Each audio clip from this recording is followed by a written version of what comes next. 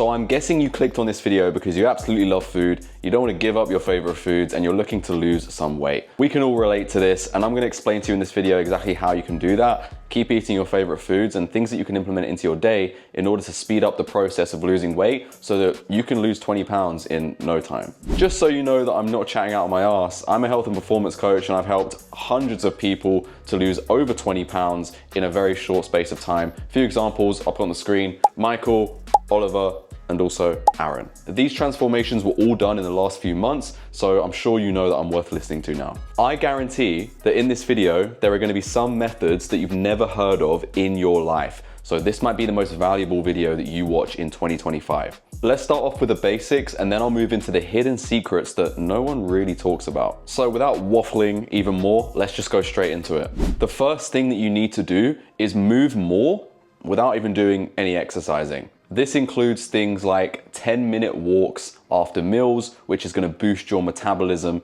and help you burn fat. Another thing that you can do is stand up more, fidget more, and even just pace more throughout the day when you're doing things. Maybe you're on a phone call and you're talking to someone, pace around. I mean, people do that anyway, so take advantage of the phone calls. Even if you're going to message someone, call them instead. Walk around your flat, your room, your office, wherever you are. It's going to burn way more calories than you think. And the next thing that you can do, and this is something that I recommend to all my clients that want to lose weight, is take the stairs instead of taking the lift. Don't go for the easy option. Take the stairs, park further away if you're in a car park, if you're going to the gym or you're going shopping or you're going to work.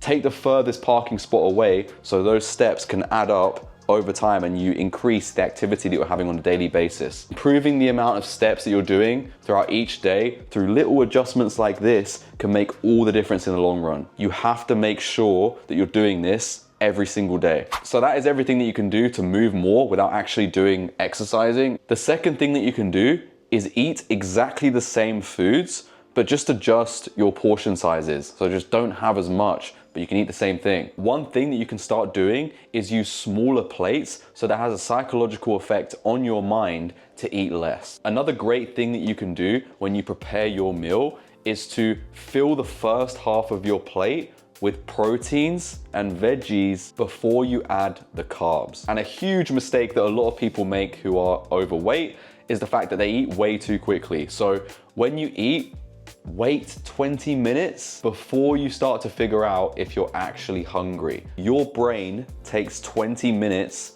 to signal that it's full. So keep that in mind, literally. That section is now out of the way, so let's move on to the third thing that you can do. This is easier said than done for people who are in high stakes careers or people who are high performing, but try to improve your sleep and also reduce stress. They kind of go hand in hand here. The issue with poor sleep is that it's going to increase your hunger hormone, ghrelin, and also it's going to increase your cravings. Aim for 7 to 9 hours of sleep. I'm sure you've heard this hundreds of times, but please, it will make such a big difference in your fat and weight loss journey. One thing that I do myself, which massively helps me fall asleep quicker and enables me to get more sleep, is not using my phone an hour before I go to bed. Replace it with something else. Replace it with some sort of Kindle or book, or just do some sort of meditation.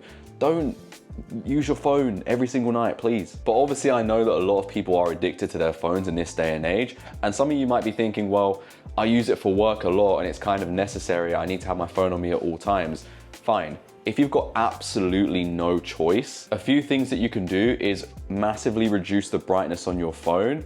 And a setting that a lot of phones have is night mode. If you switch that on, it's going to decrease the amount of blue light that's going into your eyes, which is what makes you stay up for longer and not be able to shut off your mind and your body to actually sleep. And if you want to get really fancy with this and take it to the next level, you can always order some blue light blocking glasses, which you can get off Amazon, I'm pretty sure, and that will help you to sleep a lot quicker when you're on your phone. Another great thing that I love to do to signal to my mind that it's time to sleep is to take a warm/hot shower, or if you have a bath, you could take a bath. And this is going to help your muscles to relax and therefore your mind. Another incredible thing that you can do is stretch for just 5 minutes a day. If you're unsure on some sort of stretching routine or the stretches that you can implement for yourself, then check out my free community down below. And the last thing that you can do is get outside, get some sun, get that vitamin D, and just go for a walk for just 10 minutes. If you're in an office a lot, then on your lunch break, 10-minute walk outside, get some sun in, that'd be great. Just 10 minutes going outside, getting some sun. Some of you might be saying, well, it's cloudy outside. Doesn't matter. The UV rays are still gonna come through the clouds, so head out. And who doesn't wanna get some fresh air? I mean, come on. The next thing that you can do is improve your hydration, and also there are some simple food swaps that you can actually utilize. Make sure to drink or attempt to drink 2 liters of water daily. If you're struggling to do that, I would highly recommend investing in some sort of $1, $2 massive 2-liter drink thing that you can just carry around whenever. Super convenient, and the good thing about this is the fact that dehydration mimics hunger, and so a lot of the time you might not even be hungry, you're just dehydrated. And for you sugary drink lovers out there, I know there are some of you watching, replace that with water, sparkling water if you're missing the bubbles, or even black coffee or tea.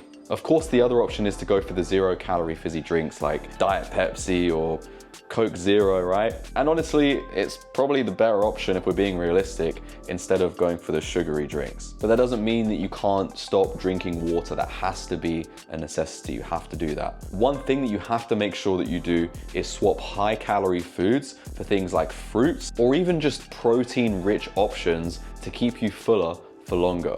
Protein is going to help you feel more full. So if you're choosing protein as the main thing that you're having in terms of macronutrients, you're gonna feel way more full, you're not gonna wanna eat more. Examples of these that you can easily get from your local shop is eggs, chicken, and Greek yogurt, which you can also mix with fruits to make a lovely little concoction, so highly recommend. Now for the bonus tips you may never have heard of, and I'm excited for this. A lot of them are psychology based, but they do make a lot of the difference. Small things add up, trust me. Brush your teeth straight after dinner. What this is gonna do is signal to your brain that eating is done and it's time to wind down and head to sleep. You're hitting 2-3 things at once there, because not only are you gonna eat less, but you're gonna signal to your brain that it's time to sleep, and therefore you're not gonna eat more because of that, and you're gonna get enough sleep in order to increase your metabolism to burn fat. An interesting thing that you can do is actually use blue plates when you eat. It sounds stupid, but studies show that this actually reduces your appetite when you use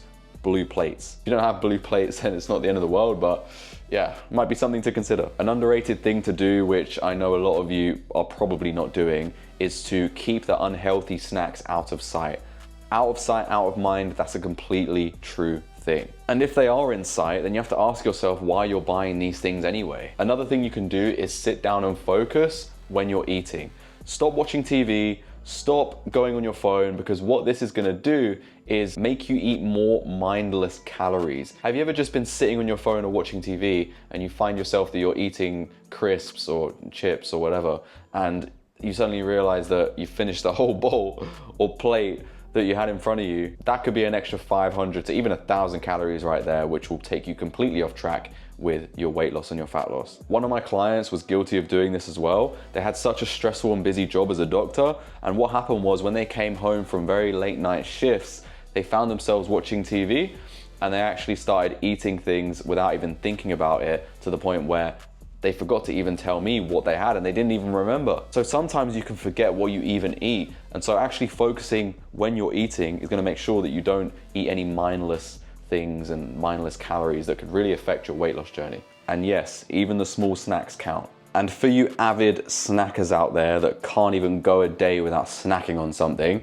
you can even just cut up some fruit or cut up some veggies to put in your fridge for when that time comes when you're craving a little snack. Even some low calorie, high protein snacks will be better than nothing, but just make sure they're low calorie, because it's very easy to leave some cake or a cookie in your fridge, and that little bit of cake or the cookie could easily be an extra 500 calories that you're consuming, which is gonna massively affect your journey. Another thing that you can do is eat more spicy foods. This is not only gonna curb your hunger cravings, but it's also gonna boost your metabolism. Fun fact. And another thing that you can do, which may not apply to you depending on how busy you are with certain things in your life, but you could also just do more household chores, tidy things up, wash the dishes. They burn more calories than you think too. But that is pretty much all the bonus tips that you can start to implement today in order to lose over 20 pounds in the space of a few weeks or even a month. It's highly possible. My client Michael did it in just a month. He utilized all of these techniques and was still able to eat a lot of his favorite foods. I'll even put his food journal on the screen right now so you can have a look through that and see that he was eating just like any other normal person,